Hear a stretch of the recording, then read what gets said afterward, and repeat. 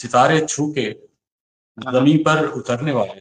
ہاں ستارے چھو کے زمین پر اترنے والے تھے. ستارے چھو کے زمین پر اترنے والے تھے, ہم اپنا پیٹ دعاؤں سے بھرنے والے. واہ واہ واہ واہ, کیا خوبصورت شاندار مطلع ہے. دعاؤں سے بھرنے والے تھے, ہم آسمان کے بیٹے تھے اور زمین والے. ہم آسمان کے بیٹے تھے اور زمین والے, ہمارے عجز کی تقلید کرنے والے. بہت خوب, واہ واہ واہ. اور تمہارے ہاتھ میں سورج گری کا منصب تھا. کیا بات ہے, کیا مثال. تمہارے ہاتھ میں سورج گری کا منصب تھا, ہمارے شہر سے دریا گزرنے. مقرر کیجیے گا, کیا کہنے. تمہارے ہاتھ میں سورج گری کا منصب تھا, ہمارے شہر سے دریا گزرنے والا. السلام علیکم. پروگرام فن و فنکار کی قسط 35 کے ساتھ میں ہوں آپ کا میزبان شعبان جلن شعبان. غیر متوقع وجوہ کی بنا پر یہ بزم کا سلسلہ قطع ہو گیا تھا. ہماری خوش بختی کہ ہم اس سلسلے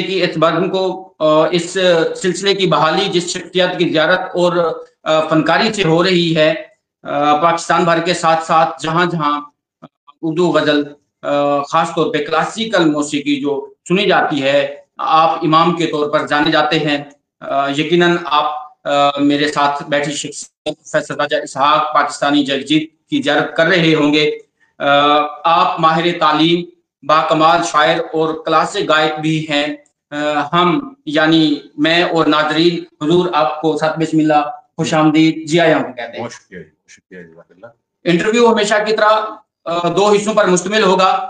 پہلے حصے میں ہمیشہ کی طرح اسکالرز کے سوالات پوچھے جائیں گے اور دوسرے حصے میں مہمان فنکار کی فنکاری کی جھلک ہوگی. آپ کمنٹ سیکشن میں راجہ اسحاق صاحب سے کوئی بھی سوال پوچھ سکتے ہیں اور امید ہے کہ راجہ اسحاق صاحب آپ کے سوالوں کے جواب ضرور دیں گے. آپ ویڈیو کو زیادہ سے زیادہ لائک کیجئے, کمنٹس کیجئے اور شیئر کیجئے تاکہ ڈھیروں دوست ہماری بزم کا حصہ بن سکیں.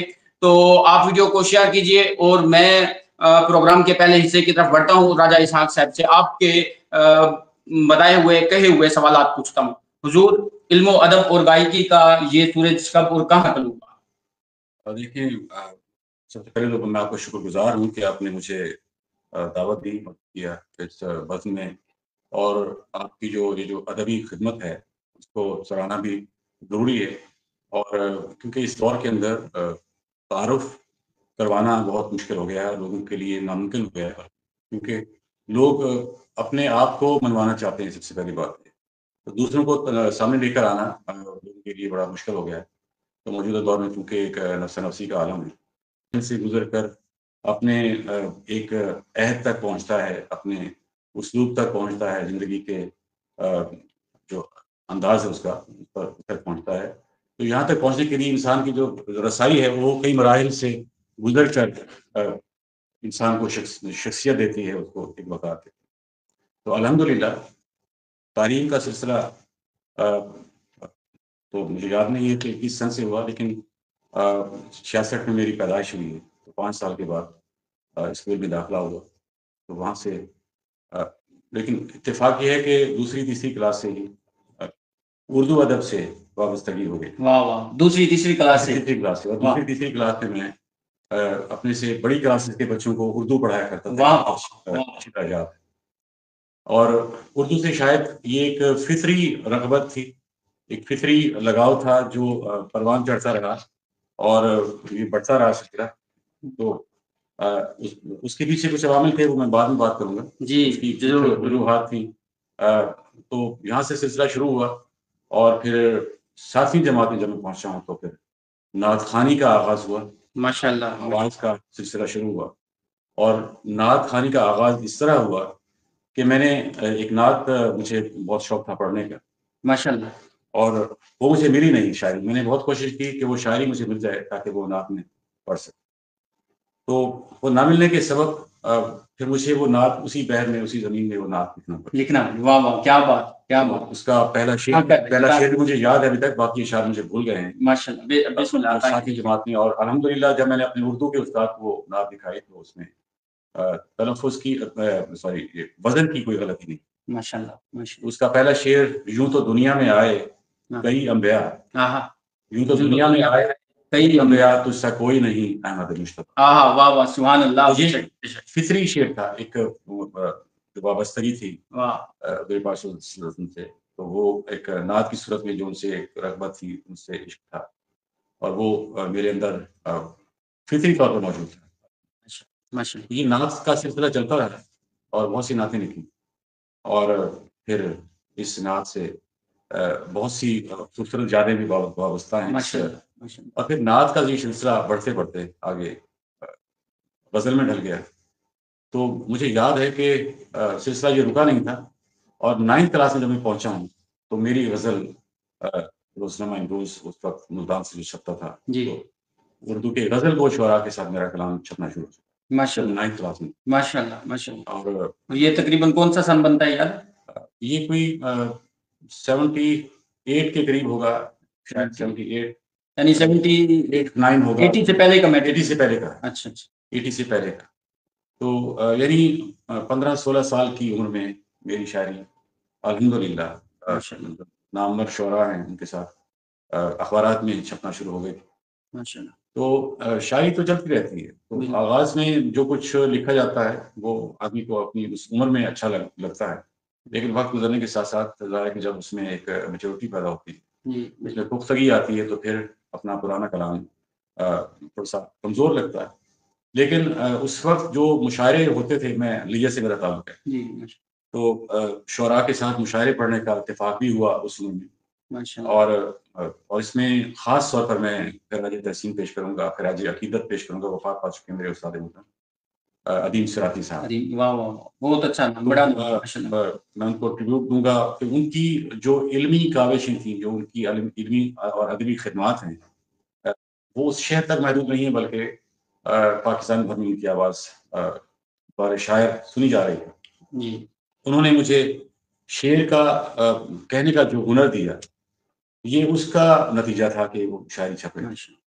تو اس وقت مجھے معلوم ہوا, انہوں نے میں نے ان سے سوال کیا کہ جو بڑے بزرگ شعراء ہیں وہ مجھے بڑے احترام سے پیش آتے ہیں اور بہت غور سے میرا کلام سنتے ہیں, جبکہ میں سمجھتا ہوں کہ ابھی میری شاعری میں وہ پختگی نہیں ہے.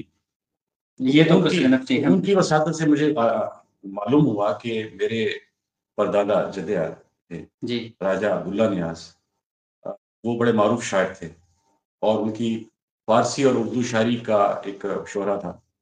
اور مجھے اس وقت اندازہ ہوا کہ میرا علمی اور ادبی خاندان سے تعلق ہے, جس کا مجھے اندازہ نہیں تھا. کالج کا زمانہ شروع ہوتا ہے, یونیورسٹی کا زمانہ. تو پنجاب یونیورسٹی میں جب میں آیا ہوں تو بہت سا کلام میں نے پھر اس کو منتخب کیا. تو 99 میں پہلی کتاب میری چھپی, 99 میں ماشاءاللہ ہوا کا جنگل ہے کے نام سے. اس کے بعد پھر وہ جو اس میں جو نظمیں میں نے غزلیں شامل کی تھی, وہ یونیورسٹی 2-3 سال کے دورانیے میں جو لکھی گئی تھی وہ تھی, اور اس سے پچھلا جو کلام تھا وہ اس نے شامل نہیں کی. ماشاءاللہ راجہ صاحب نے بہت ہی اچھے انداز میں گفتگو کی. ناظرین, ایک تو 1.5 سال کے بعد یہ سلسلہ بحال ہوا, اور کچھ تکنیکی ایشوز بھی آ رہے ہیں سامنے, تو ان کو جو ہے درگزر کیجیے گا. کچھ دیر ہوئی, اس کی بھی معذرت چاہتے ہیں. انشاءاللہ جڑے رہیے ہمارے ساتھ. میں آپ کے سوالات جو ہے راجہ اسحاق صاحب سے پوچھتا ہوں. آج اگر کوئی تکنیکی ایشوز آتے رہے تو ان کو برداشت کیجیے گا. انشاءاللہ اگلی بزم تک بالکل اس کو تمام جو مسائل ہیں ان کو ٹھیک کر لیں گے. سرائکی میری مادری زبان ہے. ماشاءاللہ. ازدواجی زیست اور آل اولاد کے بارے میں بتائیے. ازدواجی زندگی کا جو آغاز ہے وہ 18 اپریل 1995 سے ہوا, اور جو میری بیگمات 2 ہے, دوسری شادی میری 2015 میں ہوئی ہے. پہلی شادی لاہور میں, وہ بھی جو میری دوسری اہلیہ ہیں ان کا تعلق بھی لاہور سے. اچھا.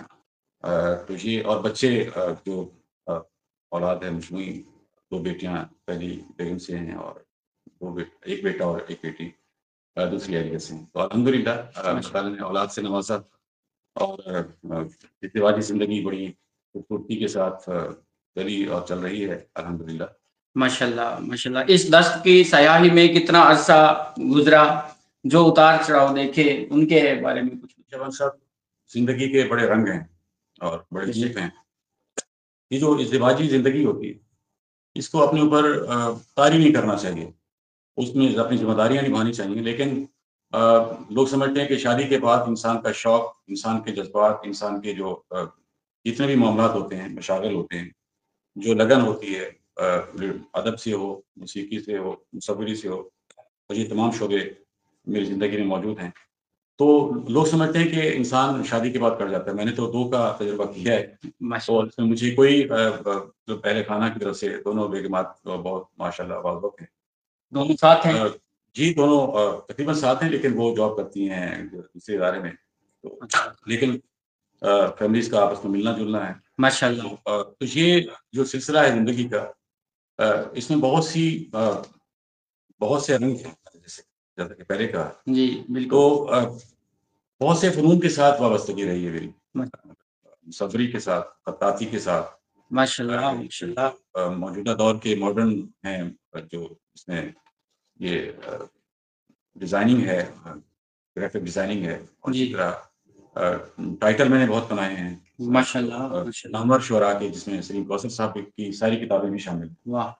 تو اسی طرح موسیقی کے ساتھ جو رغبت ہے، اس میں نے موسیقی کو بطور پیشہ تو نہیں اپنایا، لیکن اس میں اتنی محنت کی ہے کہ شاید میں اگر اس کو پیشے کے طور پر اپناتا، مجھے موقع ملتا، تو اس میں بھی بہت سا نام بن سکتا تھا۔ تو لیکن میں سمجھتا ہوں کہ نام جو ہے وہ اچھا بننا چاہیے، اور بہت زیادہ جو شہرت ہے وہ بھی بعض اوقات انسان کے لیے مشکلات کا باعث بن جاتی ہے۔ میں اپنے آپ کو آزاد رکھتا ہوں۔ آزاد رکھنے کا مطلب یہ ہے کہ مصوری کا دل چاہا تو مصوری کر لی، خطاطی کا دل چاہا تو خطاطی کر لی، شاعری تو آپ کو پتا ہے کہ وہ چلتی ہے سبحان اللہ، بے شک، اور وقت کے ساتھ ساتھ، اور اب تو موبائل ہیں ہاتھ میں، پہلے میں پین اور پیپر تو جیب میں رکھتا ہی، لیکن جب ڈیجیٹل ڈائری ہے تو پھر اس میں بھی، تو میرے موبائل میں ایسی اس وقت بھی کوئی 50 کے قریب غزلیں نظمیں ہوں گی، ماشاءاللہ، ان کو دوبارہ سے کتاب کے اندر اس کو جیسے الہام ہوا ویسے ہی آپ لکھ دیا۔ کچھ بے ترتیبی بھی ہوتی ہے جی، وہ جب وقت آنے کے ساتھ ساتھ، تو یہ بہت ساری چیزیں چلتی رہتی ہیں زندگی میں، بہت سے فنون چلتے رہتے ہیں، بالکل، اور یہ سارے رنگ ہیں جو زندہ رہنے کی علامت بھی ہیں اور زندہ رہنے کا بہانہ بھی ہے، بے شک۔ ماشاءاللہ، عملی زیست کا آغاز کب، کہاں سے کیا اور کس حیثیت سے کیا، کہاں خدمات دیں؟ میرا خیال ہے کہ عملی زندگی سے مراد آپ کی جی پیشہ ورانہ زندگی، جو ہمارا سیشن تھا ماسٹر کا، اردو میں کیا ہے پنجاب یونیورسٹی اورینٹل کالج سے، اور آپ پتہ ہے کہ اورینٹل کالج ایک بڑی زرخیز جگہ ہے اور بڑی خوبصورت جگہ ہے، اور اس سے بڑے بڑے لوگ وابستہ رہے ہیں۔ ڈاکٹر عبادت بریلوی، خواجہ زکریا صاحب ہمارے استاد تھے، سجاد باقر رضوی صاحب ہمارے استاد تھے، ڈاکٹر سہیل احمد خان صاحب،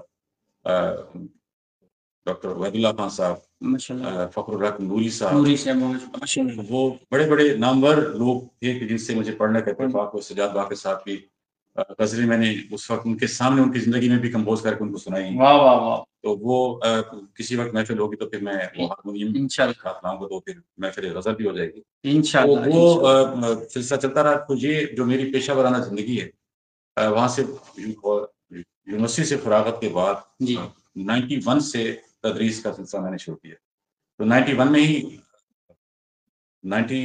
ہی رزلٹ آیا تھا جنوری میں، تو اسی مہینے سے ہی میں نے تدریس کا آغاز کیا لاہور سے کریسنٹ ماڈل اسکول ہے جی، لاہور شادمان میں، وہاں پر میں نے کوئی 8 سال کے قریب وہاں پہ عرصہ گزرا جی، تو اس کے بعد پھر گورنمنٹ جاب ہوئی، لیکچرشپ ہوئی، لیکن چونکہ اس وقت اس کی تنخواہ بہت کم تھی 70 اسکیل کی، تو اس کے ساتھ مجھے چاند باغ اسکول میں یہ منصب ملا تدریس کا، تو میں نے اس کو جوائن کیا کیونکہ وہاں گھر کی سہولت بھی موجود تھی۔ پہلے جو تھی وہ گورنمنٹ کی پی پی ایس سی کے تھرو آپ کی 17 لیکچرر کی لیکچرشپ کی ہوئی تھی، لیکن اس کو میں جوائن نہیں کر سکتا، اچھا، کیونکہ اس میں گھر کی سہولت نہیں تھی۔ اس وقت آپ کو پتہ ہے کہ جس کے پاس گھر نہ ہوتا ہے، سب سے پہلی سہولت تو انسان یہی چاہتا ہے کہ بالکل۔ چاند باغ اسکول میرے لیے بڑا اچھا سا تھا، اچھا، اس میں میں نے کوئی 16 سال گزارے ہیں۔ بچے میرے دونوں بیٹیاں جو ہیں وہاں پہ بڑی ہوئی ہیں ماشاءاللہ، تو وہ بہت بڑی خوبصورت یادیں وابستہ ہیں ان کے ساتھ۔ چاند باغ اسکول ایک بورڈنگ اسکول ہے اور پاکستان کا بہت بڑا اسکول ہے، یہ مرید کے پاس واقع ہے جی، اور وہاں پہ بہت سے فنون پر کام کرنے کا موقع بھی ملا ہے مجھے ماشاءاللہ۔ اس میں جو فضا تھی، جو ماحول تھا، اس نے مجھے بہت کام کرنے کا موقع دیا۔ میری زیادہ تر شاعری، مصوری اور خطاطی کی بہت سی نمائشیں وہاں پر ہوئی۔ کیا بات ہے، واہ واہ۔ اور خطاطی کا فن جو ہے وہاں پر وہاں پر وزٹرز بھی آتے تھے، بلکہ یہ بڑی مزے کی بات ہے کہ جو باہر کے لوگ بھی جن کو اردو یا عربک جو عربی سمجھ نہیں آتی تھی، وہ بھی میری عربی کی جو خطاطی کے نمونے تھے وہ لے کر جاتے تھے. تو بہت سی خطاطی کی اور مصوری کی نمائشیں وہاں پہ ہوئی. شاعری پر کام ہوا ہے، اسٹیج ڈرامے میں نے لکھے ہیں وہاں پر، اور اسی طرح بہت سے فنون جو ہیں وہ جو پرفارمنگ آرٹس کہلاتے ہیں جی ان کے ساتھ مجھے کام کرنے کا موقع ملا. حضور آپ کے اب تک کتنے مجموعے شعر کے؟ جو شاعری کے مجموعے ہیں، پہلا مجموعہ 99 میں چھپا تھا، 1999 میں. جی تو شاعری کے پھر 3 مجموعے جو ہیں وہ میں نے 2015 میں جب میں صادقآباد میں آیا. جی 2015 میں آپ صادقآباد میں آئے؟ 2015 میں آئے. جی تو کتابیں تیار تھی، ایک ناولٹ. جی اور یہ کتابیں آپ دیکھ اگر زیارت کروا دیں ناظرین کو تو بہت آسانی رہے گی. یہ خدا مخاطب ہے آدمی سے. یہ امیزون پہ جو پبلش ہوئی تھی، کیلیفورنیا سے یہ کتاب پبلش ہوئی تھی. جی اس میں آزاد نظمیں، آزاد مورا نظمیں بھی ہیں اور پابند نظمیں بھی ہیں، لیکن زیادہ تر آزاد نظمیں. یہ آپ کی پہلی کتاب ہے؟ یہ دوسری. یہ جو 3 کتابیں ہیں جو بعد میں. اچھا 15 والی جو ہیں 2 کتابیں 2015 میں. تو دوسری کتاب کبھی رائے گاں کبھی سرخرو کے نام سے، یہ غزل کی کتاب ہے. یہ ماشاء اللہ یہ ذخیم ہے. اس کی 2 کتابیں بھی بن سکتی تھی جیسے کہ عام طور پر کرتے ہیں. بالکل یہ تقریباً کوئی 230 صفحات ہیں اس کے کتاب کے، تو اس میں سب غزلیات ہیں. اور جو تیسری کتاب ہے جو پاکستان میں ابھی نثری نظم کا اتنا جو رجحان نہیں ہے، لیکن نثری نظم بہت ضروری ایک صنف ہے. اور یہ جو بارش میں دھلی دوپہر ہے، اس میں 2 طویل نثری نظمیں شامل ہیں ماشاءاللہ. اور اس میں ایک تو بارش میں دھلی دوپہر کے نام سے ہی نظم ہے جی، اور ایک دوسری نظم ہے مدھم چاند کی پہلی کرن سے مکالمہ. واہ واہ. یہ 2 نظمیں ہیں جو اس میں طویل ہیں. دونوں نظموں میں علامتیت بھی ہے. جی تو زندگی کے تجربات بھی ہیں، اور جو انسانی حسیات کے حوالے سے موجودہ دور میں ایک بحران پیدا ہوا ہے، اخلاقی اور روحانی قدریں ناپید ہو رہی ہیں، اور اس میں بہت سے مسائل انسانی حسیات کے حوالے سے میں کہہ رہا ہوں. وہ اس میں ان نظموں کے اندر وہ سارے تجربات بیان کیے گئے ہیں. اور آزاد نظم ہو یا نثری نظم ہو، دونوں جو اصناف ہیں جی یہ محنت کا تقاضا کرتی ہیں. تو شاعری کو کبھی آسان نہیں سمجھنا چاہیے. بالکل. کچھ لوگ سمجھتے ہیں کہ نثری نظم کا کوئی وجود نہیں. نثری نظم لکھنا آسان کام نہیں ہے، کیونکہ اس کے اندر جو پوئٹک ریدم ہے، خاص طرح کا نثر کے اندر جو ایک غنائی رنگ ہے، کیفیت ہے، اور جو ایک رنگ جو پڑھنے والا محسوس کرنا چاہتا ہے، اور پھر تمام پابندیوں سے ہٹ کر، کیونکہ یہ ایک ذہنی انتشار کا دور ہے. بالکل ذہنی کرب کا دور ہے، اضطراب کا دور ہے. اس میں جو انسان کی ذہنی کیفیات ہیں ان کو آپ ان کی جو نفسیاتی اگر اس کا وہ کرنا چاہیں تو بڑا مشکل ہے اس کا تجزیہ کرنا اور اس کو سمجھنا. تو جس طرح مصوری میں تجریدی آرٹ کی لہر ایک پیدا ہوئی، ایک تحریک پیدا ہوئی تھی، اور اس تجریدی آرٹ کا مطلب بھی یہ تھا کہ انسانی کرب کو سامنے لائے. تو میں چونکہ خود بھی مصوری کرتا ہوں اور رجحان جو ایبسٹریکٹ آرٹ کی طرف بھی ہے، اور میں سمجھتا ہوں کہ جو رنگ انسان کے ذہن کے اندر ہوتے ہیں ان کو کینوس پر بکھیرنا ہو یا اس کو شعر کی صورت میں، نظم کی صورت میں ڈھالنا ہو، دونوں مشکل کام ہے. لیکن تخلیق کار کو معلوم نہیں ہوتا کہ کس لمحے وہ اس نے تخلیق کر دیا ہے، کیونکہ یہ تخلیق کا لمحہ قدرت کی الہامی ہوتا ہے. بالکل. اور انسان کو اندازہ نہیں ہوتا کہ جو کچھ وہ لکھ رہا ہے تو اس کے پیچھے کون سی قوت ہے کہ جو اس سے لکھوا رہی. تو الحمدللہ میں نے جو لکھا ہے اس کو اچھی نیت کے ساتھ اور اچھے احساس کے ساتھ لکھا ہے، اور اس میں نے محنت اس طرح کی ہے کہ میں نے بہت سی چیزیں اپنی ظاہر کی ہیں. میں نے اگر ہر نظم کو میں اٹھا کے رکھتا کتابوں کی صورت میں تو میری 8-10 کتابیں شاید اور ہو جاتی. میں نے بہت سا اپنا کلام شاعری اس کو میں نے رد بھی کیا ہے، مطلب اس کو میں نے کتابوں میں نہیں شامل کیا. جو کتابیں ہیں، جو چیز میں سمجھتا ہوں کہ لوگوں تک پہنچنی چاہیے، میں نے اسے تو بھرتی کے اشعار کی ضرورت نہیں ہوتی. بالکل صفحات بھرنا ضروری نہیں ہوتا. جو لکھیں وہ پڑھا جائے اور آگے کی بات کی جائے. اگر گھسی پٹی باتیں کرنی ہیں، اگر کوئی پرانے انداز میں اس کو، اگر آپ اس کے اندر نئے تجربات نہیں کرتے. نئے تجربات کیا ہوتے ہیں؟ نئے تجربات یہ ہوتے ہیں کہ باتیں تو پرانی ہیں، اور جو شعر ہے سیف انداز بیان بات بدل دیتا ہے، بالکل، ورنہ دنیا میں کوئی کوئی نئی بات نہیں، بالکل انداز بیان ہی اصل میں جدت ہے، بالکل انداز بیان سے ہی پیمانے بدلتے ہیں، جو جدت ہے وہ اصل میں انسان کے انداز بیان کی ایک سطح ہے، ایک انسان کا جو ایک اپنا نقطہ نظر ہے، اپنا زاویہ نظر ہے، جی جب انسان اس سے چیزوں کو دیکھتا ہے، مناظر کو دیکھتا ہے، تو اس کے اندر ایک نئی سوچ. تو میں سمجھتا ہوں کہ شاعری ہو، مصوری ہو، موسیقی ہو، اس کو جب تک ہم اس میں اضافے نہیں کریں گے. شاعر کیسے اضافے کرتا ہے؟ جی تراکیب سازی سے، جی بالکل، نئے نئے طلاسمات کے ساتھ، نئی نئی امیجز کے ساتھ، نئے نئے خیالات کے ساتھ. بہت سے خیالات ایسے ہیں کہ جو ابھی تک جن پر بات نہیں کی گئی. بہت سی چیزیں ایسی ہیں کہ جو تخلیق کار کے ذہن میں آتی ہیں، اور دنیا کی یہ جو جتنا بھی علم ہے جی تو وہ انسان کے دماغ میں موجود ہے.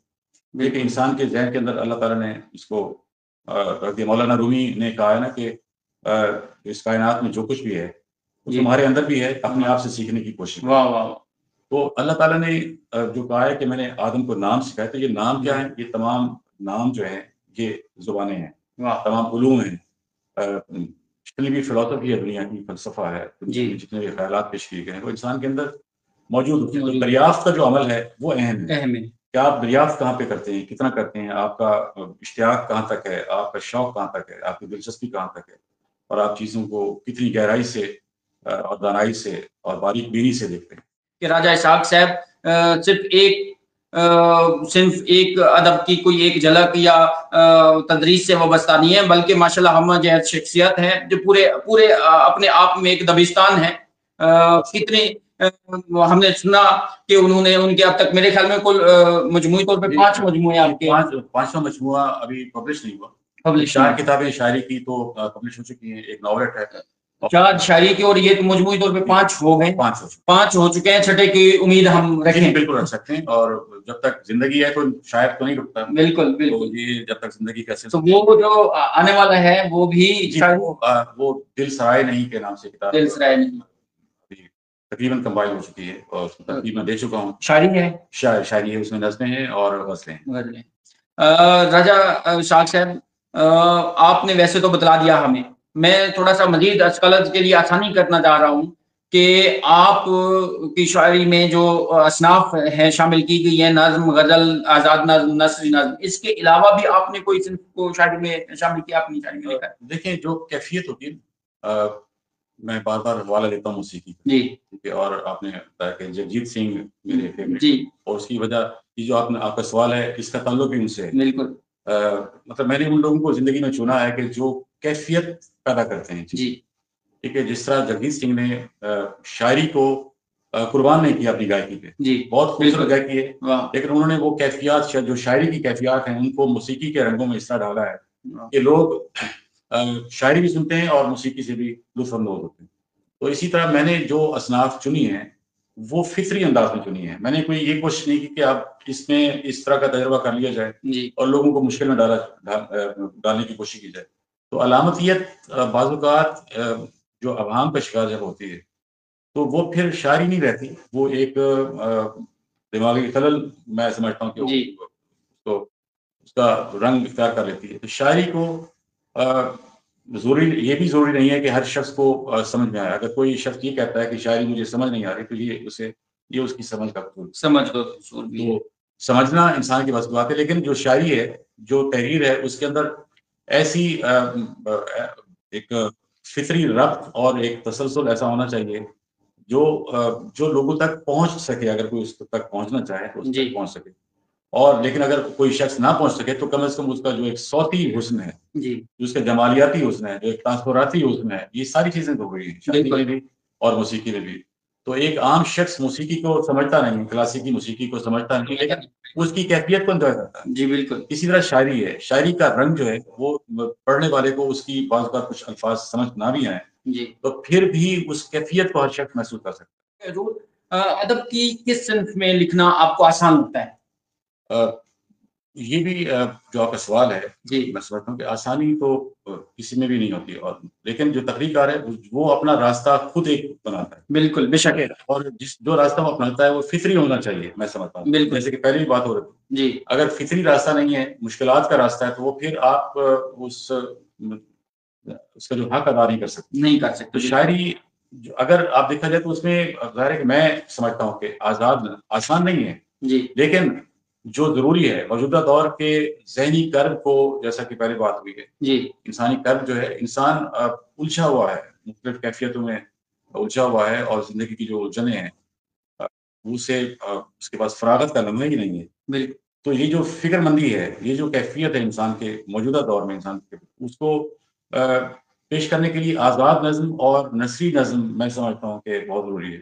غزل سے تو انکار ممکن نہیں ہے، غزل کے بغیر تو شاعری نہیں ہے. اور جب تک غزل کا حسن نہیں ہے، اور جو اگر غزل نہیں لکھ سکتا کوئی شاعر تو وہ پھر شعراء کی فہرست میں اس کا نام نہیں آنا چاہیے. بالکل. وہ تو اپنی جگہ پہ ہے، لیکن آزاد نظم اور پھر نثری نظم کا تھا. نثری نظم کے لیے میں سمجھتا ہوں کہ جو تجربات کیے گئے ہیں اب تک جی وہ اگرچہ کہ بہت کم ہیں، لیکن اس میں ایک تسلسل ہے. اس کیفیت کو بیان کرنے کے لیے بھی اس میں بھی ایک تسلسل ہے، اور شروع سے آخر تک جو نظم کا مزاج ہوتا ہے اس کو قائم رکھنا بڑا ضروری ہوتا ہے. جی ضروری بھی ہے اور مشکل بھی ہے. اور ہر لائن، ہر سطر جو ہے وہ چونکا دینے والی ہونی چاہیے. بالکل. جس سے آپ کچھ سیکھ رہے ہوں یا اس سے لطف اندوز ہو رہے ہوں، اور آپ کے اندر مختلف جو اس کی سطح ہیں، اس کی پرتیں ہیں، کھلتی چلی جا رہی ہیں. جی تو پھر وہ نثری شاعری بنتی ہے. اگر آپ صرف ابہام پیدا کرنے کے لیے، صرف اس میں اس کو مبہم بنانے کے لیے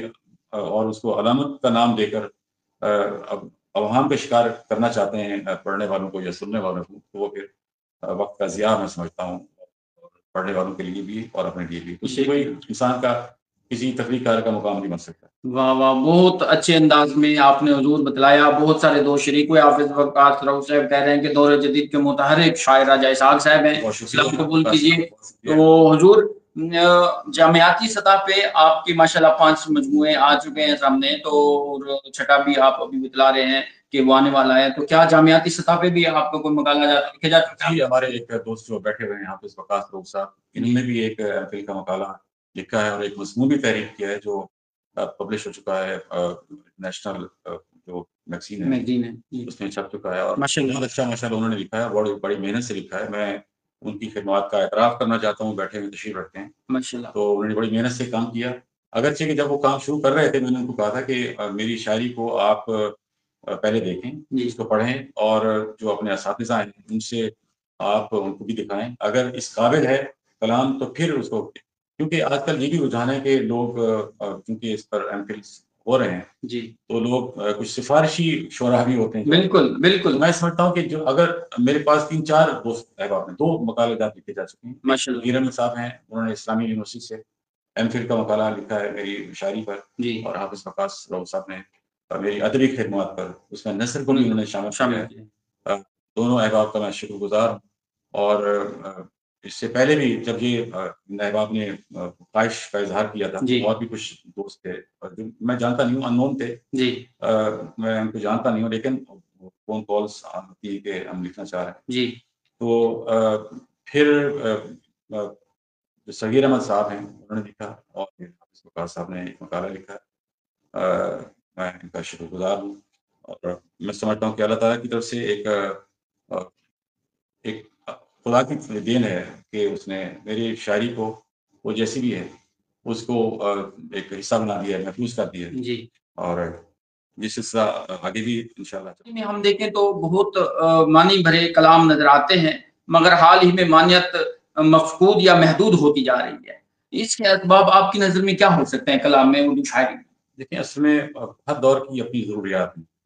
ٹھیک ہے، جدید آپ جس دور میں بھی چلے جائیں، ادب کے کسی بھی دور کو آپ دیکھیں تو اس میں اپنے عہد کے ساتھ جڑی ہوئی ہے شاعری.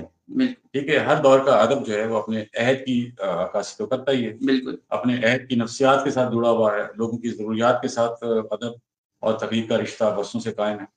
تو اس دور کے اندر جو ذہنی اضطراب ہے جس کی بات ہو رہی تھی، وہ اس کو پیش کرنے والے لوگ موجود ہیں. مطلب میں اس کی ڈیٹیل میں نہیں جاؤں گا تفصیل میں، لیکن اچھے شعراء موجود ہیں. عباس تابش صاحب جیسے آپ دیکھیں کہ بڑے معنویت سے بھرا ہوا کلام ہے، موجودہ دور میں جو نوجوانوں میں بڑے مقبول ہیں.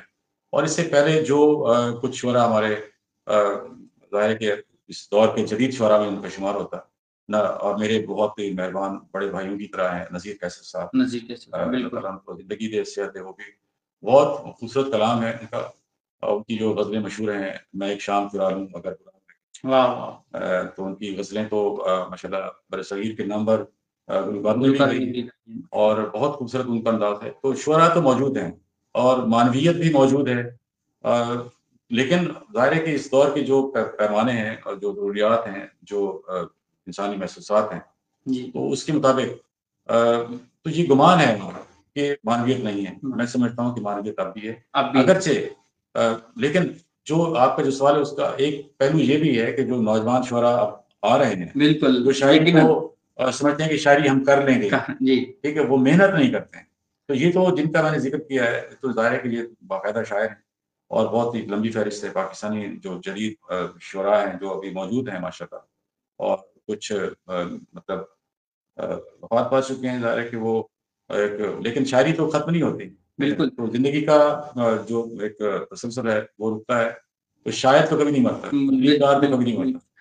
میرا جو سوال بنیادی طور پہ تھا وہ بالکل یہی تھا کہ آپ بھی دیکھتے ہیں اور کہ عصر حاضر میں سوشل میڈیا میں بہت سارے نوجوان سامنے آ گئے ہیں وہ شاعر، اور ان کے شعر جس طریقے سے وہ کہہ رہے ہیں اردو میں، اور مشہور بھی وہی ہے، اور اس کی وجہ بھی کچھ آپ بھی تصدیق فرمائیں گے یا تردید بھی فرما سکتے ہیں کہ نوجوان جو ہے وہ اس سوشل میڈیا کا بھرپور فائدہ استعمال کر رہے ہیں، اٹھا رہے ہیں، اور جو ہمارے بزرگ ہیں، بزرگ شاعر ہیں، انہوں نے اپنے آپ کو وقت کے ساتھ اپڈیٹ نہیں کیا، تقاضے جدید دور کے تقاضے پورے نہیں کیے، کام کر رہے ہیں کاغذی طور پہ یا کتابی طور پہ تو ان کا مضبوط کام موجود ہے، لیکن منظر عام پر وہی بڑے آ گئے ہیں. اور یہ اتفاق ہوا ہے کہ چند مشاعروں پہ میں بھی گیا تو وہاں میں نے دیکھا کہ ایک بہت ہی سوشل میڈیا کے معروف شاعر، نوجوان شاعر، وہ پہلے آئے اور انہوں نے آتے ہی جناب اتنا کہا کہ جی اساتذہ کرام بیٹھے ہیں، کلام تو وہ سنائیں گے، بس میں صرف ایک دو اشعار سنا کے اجازت چاہتا ہوں.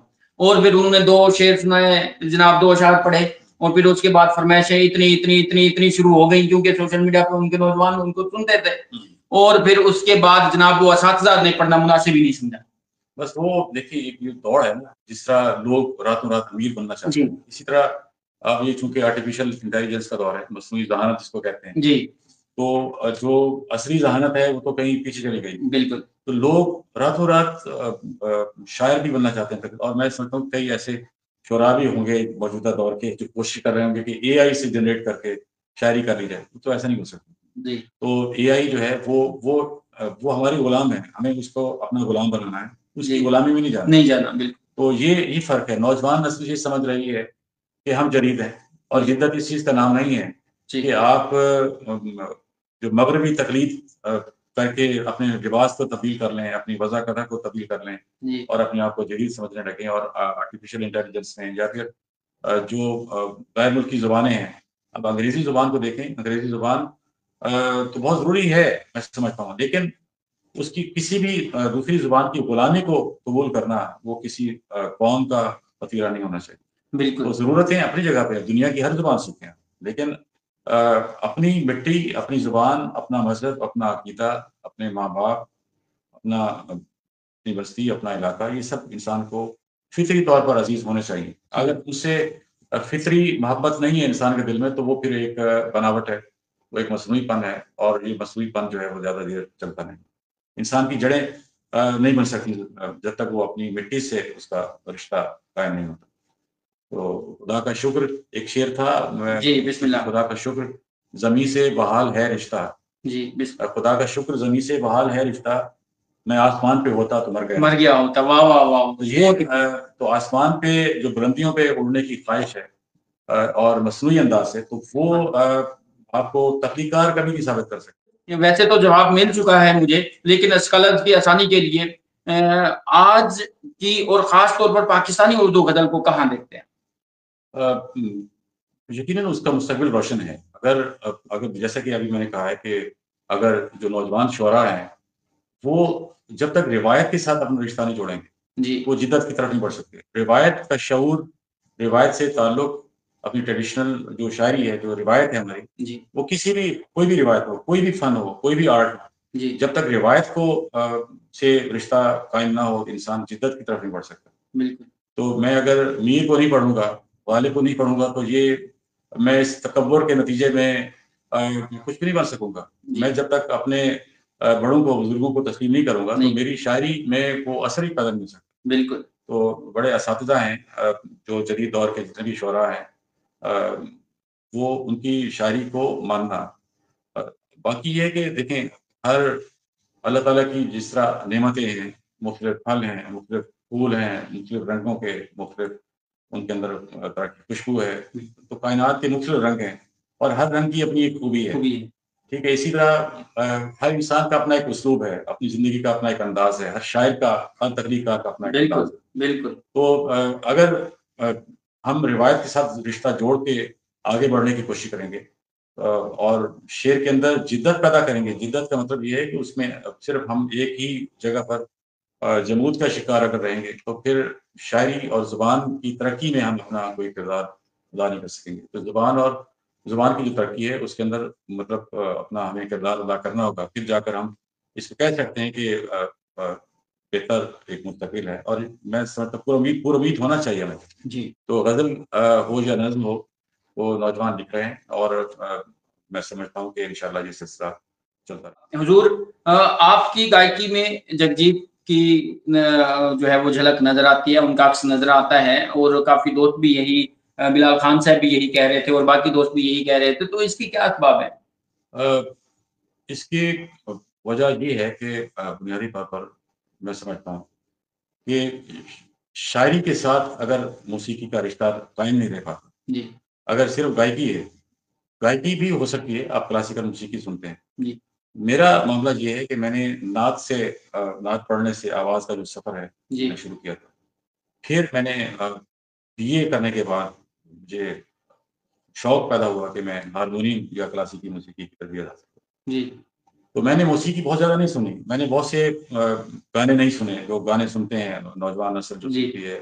ہمارے ایون مطلب کشور ہوں یا جتنے بھی انڈین جو ہمارے بھارتی گلوکار ہیں ہیں، ٹھیک ہے، تو وہ مکیش ہیں، ان کے گیت بھی میں نے بہت کم سنے ہیں لیکن بہت کم سنا ہے. میں نے جب موسیقی سیکھنا شروع کی تو میں نے جگجیت سنگھ سے متاثر ہو کے شروع کی. اور جگجیت سنگھ سے متاثر ہونے کی وجہ یہ تھی کہ وہ جو غزل منتخب کرتے ہیں گانے کے لیے، ایک تو اس کا ادبی معیار جو ہے وہ بڑا اس کا ایک ہوتا ہے اور وہ سوچ سمجھ کے اس کا انتخاب کرتے ہیں. پھر ان کی جو گائکی ہے اس کے اندر ایک جو انت ہے، جو ایک سنجیدگی ہے، جو ایک وقار ہے، وہ اس نے مجھے بڑا متاثر کیا ہے. وہ بڑے وقار کے ساتھ گاتے ہیں، وقار کے ساتھ گفتگو کرتے ہیں. ان کے اندر غزل سے محبت ہے اور غزل کا اظہار وہ جو شاعری ہے اس کیفیت کو اور موسیقی کی کیفیت کو یکجا کرتے ہیں. بالکل. تو یہ چیز مجھے کہیں اور نظر نہیں آئی جو ان کی گائکی میں نظر آئی. اور میں صرف میں گلوکاری اس لیے نہیں شروع کی، سنگنگ اس لیے شروع نہیں کی، میں سنگر بننا چاہتا ہوں. میں سنگر نہیں بننا چاہتا. میں غزل گانا چاہتا ہوں لیکن اس طرح غزل گانا چاہتا ہوں کہ اس کے اندر شاعری موجود رہے، شاعری کا تاثر رہے اور موسیقی اور اس کا یہ انداز ایسا ضروری نہیں ہے کہ لوگ جو خوشوان گلوکار گانے کی کوشش کرتے ہیں کئی ایسے ہوتے ہیں جو سر آپ سے نہیں لگتا وہ لگانے کی کوشش کریں گے، وہ آپ اس سے باہر ہو جائیں گے. موسیقی کے لیے سب سے پہلے اپنی پہچان ہے اور پہچان میں نے کئی نوجوانوں کو بتایا کہ سب سے پہلے اپنے آپ کو دریافت کریں. اگر آپ سنگر بننا چاہتے ہیں تو دیکھیں کہ آپ کی رینج کتنی ہے، آپ کی آواز کا پھیلاؤ کتنا ہے، آپ کا سر کون سا ہے، دھیما سر ہے یا بہت شارپ ہے، بہت تیز ہے. لیکن شارپ سر ہو بہت زیادہ تو وہ بھی ایک پیک ہے، مشکل کام ہے. لیکن جو جگجیت کے سر ہیں وہ دھیمے سر ہیں. ٹھیک ہے. آپ دیکھیں کہ موسیقی میں جو ہارمونیم ہے اس کے 3 آکٹیوز سپتک جس کو آپ کہتے ہیں، سپتک 3 سپتک ہوتے ہیں. تو مڈ کا جو سپتک ہے، جو مڈ کا آکٹیو ہے، عام طور پر جگجیت کا وہی سر ہے. اور میں ہمیشہ وہ چیز سنتا ہوں جس کو میں گنگنا سکوں.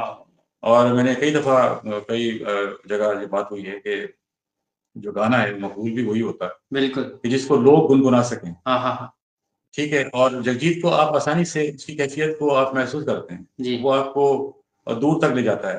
اور اس نے تو میں سمجھتا ہوں کہ اس کی سب سے بڑی خدمت یہ ہے کہ جو غالب کی غزلیں انہوں نے گائی ہیں اس کو نوجوانوں میں ایک فیشن بنا دیا ہے. غالب کی غزلیں جو نہیں سنی جا رہی تھیں وہ نوجوان اس کو انہوں نے ایسے اس انداز سے گایا. جو گلزار کا ایک مشہور ڈرامہ ہے غالب، اس میں جو جگجیت سنگھ کی جو جتنی بھی دنیا انہوں نے دی ہیں، جو جو کمپوزیشن ہے ان کی، اور اس کو ایسی کیفیت میں گایا ہے کہ غالب کا جو کردار ہے ایسا لگتا ہے کہ غالب بالکل بے شک. تو یہ جو ساری خوبیاں ہیں اس کے اندر، ان خوبیوں نے مجھے متاثر کیا جی. اور میں صرف سنگر نہیں بننا چاہتا تھا، میں جگجیت سنگھ کی تقلید کرنا چاہ رہا تھا کہ شاید اس کیفیت کو وہ بننا تو مشکل کام ہے. میں ہمیشہ بھی کہتا ہوں جگجیت سنگھ کو گانا بہت مشکل کام ہے. اس کے جو سر ہیں اس کو آپ ایک غزل کو آپ 10 دفعہ سنیں گے تب جا کر بھی شاید آپ کو اس کی پوری گہرائی اس کا اندازہ نہ ہو سکے. تو بہت گہرا علم ہے ان کے پاس. تو اسی لیے میں سمجھتا ہوں کہ ایسی شاعری، ایسی گائیکی ہونی چاہیے کہ جو کیفیت پیدا کر سکے، لوگوں تک پہنچے تو لوگ اس کو محسوس کر سکیں. مدت ملازمت کی تکمیل کے بعد آپ کس پیشہ کو جاری رکھنا چاہتے ہیں؟ کیونکہ آپ نے بتلایا جتنے تو بہت سارے ماشاءاللہ احمد جیسے شخصیات ہیں اور پورا دبستان ہے، تو کس پیشہ کو جاری رکھنا چاہتے ہیں؟ میرا خیال ہے کہ جو ریٹائرمنٹ کی زندگی ہے جی وہ بڑی پرسکون ہونی چاہیے، لیکن چونکہ فکر معاش بھی ساتھ ہے جی اور فراغت بھی کوئی اتنی اچھی چیز نہیں ہے، تو بیماریوں کو دعوت دینے کی بات ہے. تو ریٹائرمنٹ کا تصور بھی صرف میں یہ نہیں سمجھتا ہوں کہ فراغت ہو جی، لیکن زندگی کو غلامی سے آزاد کرنا بھی ضروری ہے. یہ جو نوکری ہوتی ہے قسمت ہے جی میں اس کو غلامی سمجھتا ہوں. غلامی اپنی مرضی سے حاصل کی ہوئی غلامی ہے. جی یعنی جو نوکری ہے کا مطلب ہی یہی ہے جی کہ ہم بالکل ملازم ہیں اور غلام ہیں. ظاہر ہے کہ اب ہم اگر اپنے منصب کی قدر نہیں کریں گے، اس کی پابندی نہیں کریں گے، تو وہ پھر تو اس پابندی میں زندگی گزر جاتی ہے. بالکل تو ریٹائرمنٹ کی زندگی جب پیدا ہوتی ہے تو یہ ریٹائرمنٹ کا جو لفظ ہے میں اسے بڑا خطرناک لفظ سمجھتا ہوں. تو عام طور پر جو پرائیویٹ نوکریاں کرنے والے لوگ ہیں ان کے لیے تو یہ بڑا مشکل ہوتا ہے. جو گورنمنٹ سیکٹر میں ہیں ان کے لیے ریٹائرمنٹ بعض اوقات ایک میں سمجھتا ہوں کہ بڑی خوشخبری بن جاتی ہے کہ وہ فراغت کی زندگی گزاریں گے. بالکل تو ہم چونکہ بہت جو زندگی کا جتنا بھی عرصہ گزرا ہے، میں اب چیز سمجھتا ہوں جو آپ نے پیشے کی بات کی، جی اگر تدریس کو جاری رکھنا کوئی برا کام نہیں ہے، اس میں جاری رکھا جا سکتا ہے، لیکن ہمارے معاشرے میں ناقدری بہت زیادہ. بالکل استاد کو سب سے ایک کم درجے کا شخص عام طور پر سمجھتے ہیں. اس کی قدر کرنے والے لوگ بھی موجود ہیں، اس کمیونٹی کے اندر بھی موجود ہیں. میں شکر گزار ہوں جو ہمارے پرانے مجھ سے یہ بڑی اچھی بات ہے کہ جب میں نے 91 سے آغاز کیا تدریس کا، اس دور کے بچے بھی آج بھی مجھ سے کنیکٹڈ ہیں، مجھ سے رابطے میں ہیں، اور وہ آج بھی مطلب میں سمجھتا ہوں کہ دعاؤں یاد رکھتے ہیں اور راج تحسین پیش کرتے رہتے ہیں، تعریف کرتے ہیں اور اچھے لفظوں سے یاد کرتے ہیں. یہ ہمارا جو اثاثہ ہے وہ اصل تو یہ ہے. اس کو جاری رکھا جا سکتا ہے، لیکن میری خواہش یہ ہے کہ اب میں باقاعدہ طور پر مصوری کو اپنا پیشہ بناؤں اور اس کا باقاعدہ طور پر خطاطی اور مصوری کے پیشے کو میں باقاعدہ طور پر کوشش کروں گا کہ ریٹائرمنٹ کے بعد. ماشاء اللہ حضور، اس سب گفتگو کے تناظر میں نسل نو کو کیا پیغام ہے؟ جو دل کی سچائی ہے جی جوان صاحب، وہ بڑی ضروری ہے. دل صاف ہونا چاہیے. بالکل جو کام آپ شروع کرتے ہیں اس کو سچے دل سے کریں، اس میں خلوص ہونا چاہیے اور اس میں محنت کا جذبہ ہونا چاہیے. سب سے پہلے انسان کی اندر چیز پیدا ہوتی ہے خواہش ہے. جی خواہش کے بعد انسان کی ایک شعوری کوشش ہے، اور شعوری کوشش کے بعد جو محنت کا عمل ہے وہ بڑا ضروری ہے. اگر محنت نہیں ہوگی، اگر ہم شارٹ کٹس تلاش کریں گے اس دور کے اندر تخلیق میں، وہ شارٹ کٹس نہیں ہے. ہمیں اے آئی کا دور، جدید دور ہمارے لیے بہت سی آسانیاں تو لایا ہے، لیکن ہر چیز اس پر اگر ہم ہر چیز کا انحصار اس پہ کریں گے ہم، تو پھر ہم تخلیق کار کم از کم نہیں بن سکتے. تو تخلیق کار بننے کے لیے محنت چاہیے، اور محنت کے لیے ایک جذبہ چاہیے. یہ جذبہ ہوگا، محنت ہوگی، تو وہ پھر انسان جو بھی بننا چاہے، زندگی کا کوئی بھی پیشہ اختیار کرنا چاہے، کوئی بھی اس کی دلچسپی ہو، کوئی بھی شوق ہو، وہ انسان اس میں کامیابی سے چل سکتا. بالکل اے آئی کے بجائے اساتذہ سے جرات آپ کو ترقی کی طرف لے کے جا سکتے. حضور سوالات کا سلسلہ اسکالر کی طرف سے بھیجے گئے، چند سوالات رہ گئے، وہ انشاءاللہ میں کوشش کروں گا کہ اگلی نشست میں ان کو، یا جو باقی سوالات کمنٹس میں آ رہے ہیں یا جو پھر مجھے اسکالرز کہہ رہے ہیں ان کا انشاءاللہ جو ہے اگلی نشست میں ضرور پوچھوں گا. پہلا حصہ جو ہے وہ مکمل ہوا چاہتا ہے اور دوسرے حصے کی طرف بڑھتے ہیں، اور راجہ اسحاق صاحب سے ان کا کلام پہلے وہ وضاحت کر چکے کہ وہ ترنم کے ساتھ یا آلات موسیقی نہیں لائے جا سکے، اس لیے میں بھی انتظام نہیں کر سکا، اور وہ بھی کیونکہ کل ہی میں نے ان سے وقت لیا اور اتنے وقت میں جو ہے وہ آلات موسیقی مکمل طور پر دستیاب نہیں ہو سکے۔ جی اس کے لیے کوشش ہم کریں گے کہ ہارمونیم تو ہوگا ہی میرے پاس، جی تو جو ساتھ سنگت ہے طبلے کی، جی وہ اگر ہوگا، وہ طبلہ نواز ہوگا، اس کی سنگت ہوگی تو اس میں محفل میں اور رنگ جمے گا۔ ہم کوشش کریں گے کہ اس کا اہتمام اس انداز سے کیا جائے، سیٹ اپ اس طرح بنایا جائے کہ وہ آواز بھی اب تک صاف انداز میں پہنچ سکے، اور دونوں جو چیزیں ہیں، سر بھی، آواز بھی، اور جو ساز ہے اس کی آواز بھی صاف انداز میں تک پہنچ سکے، تو وہ اس کے لیے تھوڑا سا میں کرنا پڑے گا۔ تو یہ جلدی میں، جیسے آپ نے مجھے انوائٹ کیا، آپ کی محبت ہے انشاءاللہ اس کے لیے ابھی تو معذرت، تو پھر انشاءاللہ اس کے لیے اب ہم راجہ اسحاق صاحب سے ان کا پسندیدہ اور منتخب جو ہے وہ کلام سنیں گے۔ حضور عطا کی نظم کی کتاب ہے، خدا مخاطب ہے آدمی سے، خدا مخاطب ہے آدمی سے، تو اسی عنوان پر ایک نظم بھی ہے جو اس کے آغاز میں ہے۔ جی خدا کا فرمان لکھنے والے حریص ہاتھوں پہ کب کبھی، خدا کا فرمان لکھنے والے حریص ہاتھوں پہ کب کبھی ہے، ٹھٹھرتے موسم کی سیڑھیوں سے اترتی شب کا سکون غارت، خدا کی بستی گناہ کے برگزیدہ پانی سے بھر گئی،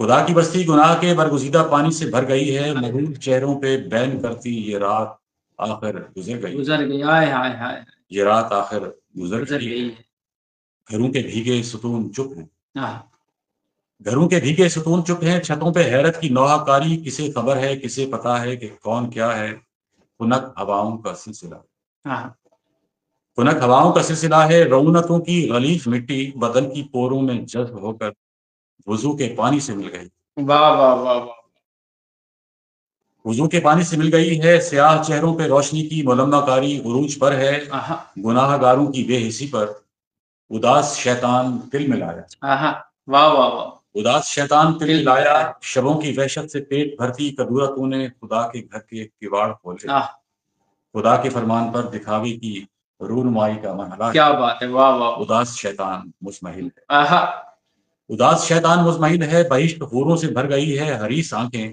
گناہ گاروں پہ خندہ زن ہیں، فضا میں پہری اذان گونجی، خدا مخاطب ہے آدمی سے، کیا بات، واہ، خدا مخاطب ہے آدمی سے، وہ آدمی جو خدا نہیں ہے مگر خدا ہے، کہ جس نے اپنے خدا کے ہاتھوں پہ بوسہ دینے کی آرزو میں گناہ گاروں کے ہاتھ کاٹے، بدن جلائے، گھروں کے روشن دیے بجھائے، زمیں کے سر پہ ملامتوں سے بھری عبادت کا تاج رکھا، ابھی یہ دن جو طلوع ہوا ہے، خود اپنے حصے کا رزق چننے سے پیشتر ہی گزر نہ جائے، لہو کے دھبوں سے بھر نہ جائے اداس شیطان، خدا مخاطب ہے آدمی سے، نظم بہت ہی اچھے انداز میں حضور آپ نے نزل ہے، کچھ اشعار ہیں، بسم اللہ عطا کیجیے۔ کہاں ہے شام ستارہ کہاں گیا میرا، واہ واہ واہ واہ، کہاں ہے شام ستارہ کہاں گیا میرا، کہاں ہے شام ستارہ کہاں گیا میرا، اگر یہ میں ہوں تو چہرہ کہاں گیا میرا، واہ واہ واہ واہ، بہت خوب، کہاں گئے وہ پرندے جو میری شاخ پہ تھے، کہاں گئے وہ پرندے جو میری شاخ پہ تھے، شجر نما ہوں تو سایہ کہاں گیا میرا، واہ بہت خوب، عمدہ، یہاں تو دور تلک ریت کا بچھاؤ، یہاں تو دور تلک ریت کا بچھاؤ ہے، وہ لہر لہر وہ دریا کہاں گیا میرا، واہ واہ واہ، بہت خوب، اور شعر دیکھیے، بسم اللہ، جو دل دکھائے اسے پھول دے کے آتا ہوں، کیا بات، جو دل دکھائے اسے پھول دے کے آتا ہوں، میں سوچتا ہوں کہ غصہ کہاں گیا میرا، واہ واہ واہ، حضور مقرر کیجیے گا، مقرر کیجیے گا، واہ کہاں گیا میرا، جو دل دکھائے اسے پھول دے کے آتا ہوں، کیا بات ہے، واہ، جو دل دکھائے اسے پھول دے کے آتا ہوں، واہ واہ، میں سوچتا ہوں کہ غصہ کہاں گیا میرا، تو کیا یہ ناؤ ابھی پانیوں میں رہنی ہے، تو کیا یہ ناؤ ابھی پانیوں میں رہنی ہے، تمہارا ہاتھ کنارہ کہاں گیا، کہاں ہے شام ستارہ کہاں گیا میرا، اگر یہ میں ہوں تو چہرہ کہاں گیا میرا، بہت ہی خوب، عمدہ غزل سنائی راجہ اسحاق صاحب نے۔ حضور کچھ اور بھی عطا کرتے چاہیں، کچھ غزل کا کچھ اور بھی ذائقہ چکھا دیں۔ अभी रायगा कवि सुखरू की जो किताब है उसमें जी, पेश कर रहा हूँ। बिस्मिल्लाह अता कीजिए। सितारे छू के जमीन पर उतरने वाले, हाँ, सितारे छू के जमीन पर उतरने वाले थे। सितारे छू के जमीन पर उतरने वाले थे, हम अपना पेट दुआओं से भरने वाले वाह वाह वाह वाह वाह, क्या खूबसूरत शानदार मतला है। दुआओं से भरने वाले वाले थे। थे। हम आसमान के बेटे थे और जमीन वाले, हाँ, हम आसमान के बेटे थे और जमीन जमीन वाले वाले। हमारे इज्ज की तकलीद करने करने वाले, बहुत खूब, वाह वाह वाह वाह। और तुम्हारे हाथ में सूरज गरी का मनसब था, आहा, क्या बात है, क्या मिसाल। तुम्हारे हाथ में सूरज गरी का मनसब था, हमारे शहर से दरिया गुजरने वाला। हाँ, मुकर्रर कीजिएगा, क्या कहने, वाह तुम्हारे वाह। हाथ में सूरज गरी का मनसब था, आहा, हमारे शहर से दरिया दरिया गुजरने गुजरने वाले वाले थे थे। और तमाम शहर था लश्कर कशी पे आना। वाह, तमाम शहर था लश्कर कशी पे आमादा, वो हब्स था कि अबाबील मरने वाले, क्या कहने, वाह वाह वो वाह। हब्स था कि अबाबील मरने मरने वाले वाले थे। थे। खिज़ां के पेड़ थे मातम गुसार और पत्ते, आहा, खिज़ां के पेड़ थे मातम गुसार और और पत्ते, पत्ते। हवाए ताज़ा पे इल्ज़ाम धरने वाले। क्या बात है, वाह वाह वाह वाह वाह, हवाए ताजा पे इल्जाम धरने वाले थे। बहुत खूब जी, बिस्मिल्लाह। पिछले साल की बारिश अभी नहीं थमी आहा, और 11 महीनों के इंतजार ने मेरी आंखों पर तुम्हारा अक्स गंदा कर दिया। आहा, अगर सुबह होने से पहले तुम्हारी आंख खुल जाए तो अपनी पहली मुस्कान में मेरे कलम की रोशनाई उंडेल देना। उंडेल देना, बहुत खूब। ये परिंदों का पहला गीत है, आहा, जिसे लिखने में मुझे एक जन्म की मुसाफत से गुजरना पड़ा। गुजरना पड़ा। मेरा ताबूत टूट रहा है और जमीन मेरे पाँव की मिट्टी से चिपकने वाली। चिपकने वाली है, वाह वाह। मैंने कभी आसमान नहीं देखा, इसलिए मेरी पेशानी की सरवटों में मैल नहीं जमी। हाँ, मेरे हाथ की लकीरें गिनने में तुम्हें कुछ वक्त दरकार है, तो मैं परिंदों के इस पहले गीत में तुम्हारी आवाज शामिल करना चाहता हूँ। क्या बात है, वाह वाह। समुद्र की लहरें पुरसुकून है और पानी के बहाव ने मेरी समात लौटा दी। मछलियों की भूख बारिश में तैरते फूल को मसल देना चाहती है और मुझे तैरना नहीं आता। मैं तुम्हारे कदम गिन रहा हूँ हाँ, और रात मेरे शानों तक पहुंच गई है, क्या बात है, लू वाह। के तपेड़ों ने हवा का सीना छलनी कर दिया है, आहा, लेकिन बादल परिंदे की रफ्तार से ज्यादा तेज है आहा, बहुत खूब, और मूसलाधार बारिश होने में कुछ दिनों का फासला है। क्या बात, वाह। आधी जिंदगी का बोझ उठाना मुश्किल है और दूसरे जन्म की खोज आदमी से पूरी जिंदगी मांगती। वाह वाह वाह, ये क्या इक़्तिबास कहते, है। वाह वाह, बहुत खूब, बहुत ही उम्दा अंदाज में नसरी नज्म में से इक़्तिबास जो है वो राजा इसहाक़ साहब ने हमें सुनाया। वैसे तो आपने शुरू में ही अच्छे अंदाज में बतला दिया, लेकिन वो प्रोग्राम के आखिर में मैं तमाम फनकारों से, तमाम जितने भी मेहमान हमारे आते हैं उनसे एक ही सवाल करता हूँ कि हमारे प्रोग्राम, हमारी इस बज़्म फनकार के बारे में। ये तो माशाल्लाह बहुत बड़ी खिदमत है जो आप कर रहे हैं और इस दौर में ऐसी रिवायत को कायम करना बड़ा मुश्किल काम है, क्योंकि वक्त की कमी का शिकार है हर शख्स। बिल्कुल, हर शख्स एक बोझ उठा के चल रहा है अपने कांधों पर और उसे इस बोझ के उठाने में दूसरों की तरफ देखने का मौका भी नहीं मिलता। हाँ, तो मुश्किलात का एक बहाव है, एक तसलसल है जिसमें हर इंसान अपनी इनफरादी ज़िंदगी गुज़रना है। शुक्रगुज़ार हूँ ख़ास तौर पर शबाना साहब के। तो आपका साथ है तो तब ये सिलसिले चलते रहेंगे। तो आपकी जो खिदमत है वो दोस्तों के साथ अगर इसका एक रब्त रहा और दोस्तों का ताउन रहा तो ये सिलसिला आगे बढ़ेगा। तो हौसला अफ़ज़ाई भी हुई है, तो ये दोस्तों की जो हौसला अफ़ज़ाई है, इससे आपको भी मेरा ख़्याल है फ़ायदा पहुँचेगा। तो ये माशाल्लाह आप बहुत बड़ी खिदमत अदा कर रहे हैं और तमाम दोस्त मिलकर इसको अगर चलाना चाहेंगे तो इसमें ताउन करेंगे और इसको साथ देंगे तो फिर ये सिलसिला चलता रहेगा। बिल्कुल इसी तरह है। बहुत से दोस्त बारहा मुझे कह रहे थे कि ज़रूर इस सिलसिले को दोबारा शुरू किया जाए और हमारी खुशबख्ती यही है कि हम राजा इसहाक़ जैसी शख्सियत से, उनकी ज़ियारत से, उनके फनकारी की झलक से जो है अपने प्रोग्राम को दोबारा से बहाल कर चुके हैं।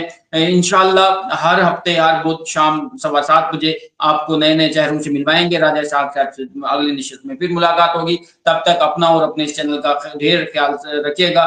इजाजत दीजिए। खुदा निगहदार, बेउम्मीद दीदार। बहुत शुक्रिया।